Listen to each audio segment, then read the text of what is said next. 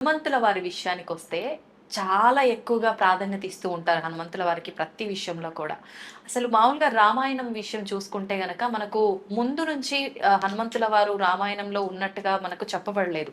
కిష్కింధ కాండ నుంచి హనుమంతుల వారు ఉన్నట్టుగా మనకు పురాణాలు చెప్తూ ఉన్నాయి, శాస్త్రాలు చెప్తూ ఉన్నాయి. మరి ఎందుకు ముందు నుంచి లేని ఒక పాత్ర క్యారెక్టర్ పాత్ర క్యారెక్టర్ అనుకోండి. అనుకోవచ్చు. ఆ క్యారెక్టర్‌కి ఎందుకంత ప్రాధాన్యత అనేది నా క్వెషన్. ఇది చెప్పాలంటే రామనామ మహిమ ముందు చెప్తే హనుమంతుల వారి గురించి తర్వాత చెప్పుకోవచ్చు. అలాగే. 4, 5 కథలు వస్తే తప్ప హనుమత్ తత్వం అర్థం కాదు. ఆ! మొట్టమొదట తెలియాల్సింది రామతత్వం. ఆ! రామ అనే 2 అక్షరాలు ఎందుకు అంత ఫేమస్ అయింది? ఔంకారం లేని మంత్రము పనికిరాదు అంటారు. ఆ! ఏ మంత్రానికైనా కానీ అవును. ఔంకారం ఉంటుంది. హ్మ్. కానీ శ్రీరామచంద్రుడికి ఔంకారం అవసరం లేదు. హ్మ్. జానకి రామ సీతారామ అంటామే కానీ అవును. ఔం శ్రీరామ అని అనం. అనం. శ్రీరామ అంటాం, అవును. ఔం రామ అని ఎవరు అనం. అనము స్వామి. నిజమే. ఎందుకంటే ఆ ఏకాక్షరంగా మారుస్తే రామ్ అన్నప్పుడే దాంట్లో ఔం నిగుడీకృతంగా ఉంది. ఓహ్! అన్నిటికీ మించి వైష్ణవులందరికీ గొప్ప మంత్రం ఓం నమో నారాయణాయ అష్టాక్షరి మంత్రం. నారాయణాయలో నుంచి రా తీసేసి చదవండి. హ్మ్. నా ఆయనాయ, అవును. ఆయనాలే లేవు అన్నటువంటి భ్రష్ట మంత్రం వస్తుంది. ఆ మంత్రం చచ్చిపోతుంది. హ్మ్. అష్టాక్షరి గొప్ప మంత్రం. ఆ మంత్రంలో ఈ రా అనేది ప్రాణాక్షరం. హ్మ్. ఓం నమో నారాయణాయ, నా ఆయనాయ, ఆయనాలే లేవు, హ్మ్. విరుద్ధార్థం వచ్చేస్తుంది. అవును. అవును. ఆ అష్టాక్షరిలో రా ప్రాణాక్షరం, 2వ అక్షరం. దానికున్న ఆ ప్రాధాన్యతే పోయింది. ఒక్క అక్షరం తీసేయటం వల్ల. అష్టాక్షరి నాశనం అయిపోయింది. అవును. అవును. అట్లాగనే నమ శివాయ, నా మ 2వ అక్షరం నమ శివాయ. అట్లా పంచాక్షరి చదివిన పుణ్యము, ఇట్లా అష్టాక్షరి చదివిన పుణ్యము రావాలని వశిష్ఠ మహర్షి ఆలోచించి హ్మ్. రామ అని పెట్టినాడు. హ్మ్. అందుకే ఆ రాముడు ఎంత మనలో రమం అయిపోయినాడు అంటే ఆత్మారాముడు అని పిలుస్తాం. ఆత్మ గోవిందుడు అనం, ఆత్మ దుర్గా అనం, అనము. ఆత్మ వెంకటేశ్వరుడు అనం, అనము. ఆత్మ శివుడు అనం, ఆత్మ రాముడు అంటాం. అవును. ఆకలిగా ఉన్నవాడికి ఒక్కడికి అన్నం పెడితే తినేసి నా కడుపు చల్లగా చూసాను, నా ఆత్మారాముడు చల్లబరిచావయ్యా అంటాడే కానీ ఇంకోటి అన్నాడు. అవును. అవును. అంతగా మన జీవితాలలో మమైకమైంది. కారణం ఏంటంటే ఆ రామ అనే 2 అక్షరాలను విడిచిపెట్టి ఏకాక్షరంగా పలికిన హ్మ్. రామ్, రామ్ అని పలికిన అది అగ్ని బీజాక్షరం. హ్మ్. మన షట్చక్రాలలో మణిపూరక చక్రము మన సెంటర్లో ఉంది. మూలాధారం, ఆ! స్వాధిష్టానం, 3వది ఇది. హ్మ్. అది అగ్నితత్వం. హ్మ్. ఆ అగ్ని ఉండబట్టే మనం ఇట్లున్నాం. అవును. ఆ అగ్నిని కంట్రోల్ చేసేదానికి ఇటా పింగళ అనే సూర్యనాడులు, చంద్రనాడులు మన సమశీతోష్ణ స్థితిని పెడతా ఉంటే మనం ఉన్నాం. ఆ అగ్ని ఎక్కువైనా, టెంపరేచర్ ఎక్కువైతే జై శ్రీరామ్, ఆ అగ్ని తక్కువైనా లో టెంపరేచర్ అయితే జై శ్రీరామ్. అంతే. ఇన్నిన్ని అర్థాలు పెట్టి ఆ రామమంత్రం పెడితే హ్మ్. రోమ రోమములో దాన్ని నింపుకున్నవాడు హనుమంతుడు. హ్మ్. ఈ రామ్ రామ్ అని చదువుతుంటే ఆయన బ్రెయిన్లోని 10,000 కోట్ల న్యూరాన్సే కాకుండా అవును. శరీరంలోని కణ కణము రామనామాంకితం అయిపోయింది. అందుకని రాముడి కన్నా, రామ బాణం కన్నా రామనామం గొప్పదని నిరూపించిన మహానుభావుడు హనుమంతుడు. హనుమంతుడు. ఇంకా ఇంకా చెప్పాలా అంటే విష్ణుమూర్తికి తెలివి ఎక్కువ. ఆ! బ్రహ్మదేవుడు ఎట్లాంటి వరాలు ఇచ్చినా కానీ ఆ వరాలలో ఉన్న లూపు హోల్ను కనిపెట్టి బ్రహ్మవరాలు దెబ్బ తినకుండానే ఆ రాక్షసుని చంపుతూ ఉంటాడు ఆయన. హ్మ్. తెలివి అంత తెలివి. అందుకే జిష్ణు అంటారు. జిష్ణు. ఆయన నామావళిలో హ్మ్. విష్ణు అన్న పేరు వస్తుంది, జిష్ణు అన్న పేరు వస్తుంది. ఆ! అంటే హయ్యెస్ట్ ఇంటెలిజెంట్, ఓహ్! తెలివిపరుడు, జ్ఞాని అని అర్థం. ఆహా!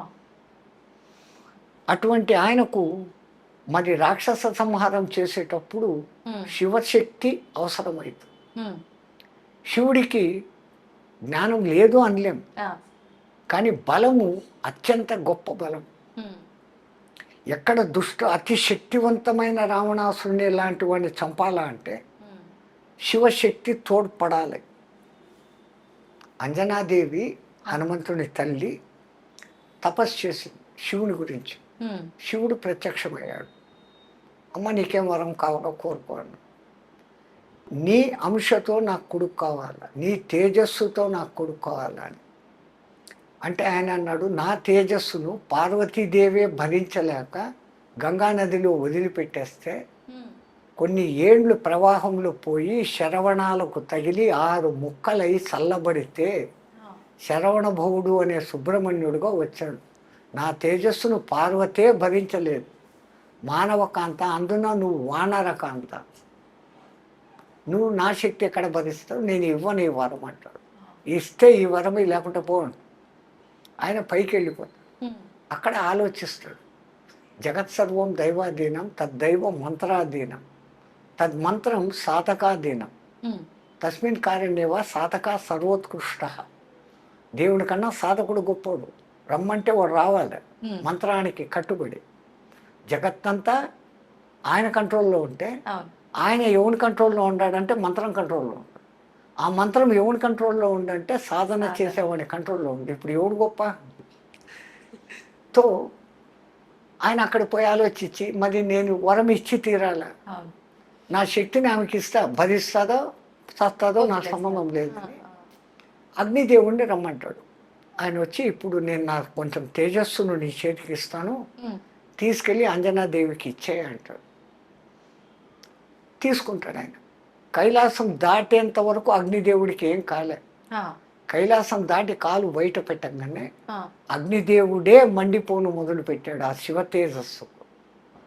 ఓ, మనిషికి ఆపద వస్తే బంధువుల దగ్గరికి పోడు, ఆ, స్నేహితుల దగ్గరికి పోతాడు.